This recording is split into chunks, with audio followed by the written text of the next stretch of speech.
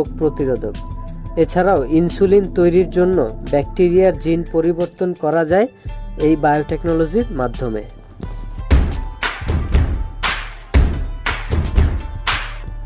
Biotechnology নিয়ে বিস্তর গবেষণা চলছে, তবে এখন পর্যন্ত এর মোট 4টি ব্যবহার দেখা যায়। 1 নম্বর রেড বায়োটেক, এটি চিকিৎসা ও স্বাস্থ্যসেবার জন্য ব্যবহার করা হয়। 2 নম্বর গ্রিন বায়োটেক, এটি কৃষিতে ব্যবহার করা হয়।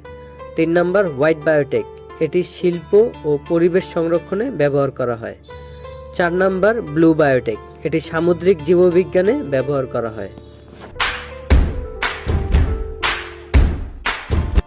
বায়োটেকনোলজির ভবিষ্যৎ উজ্জ্বল।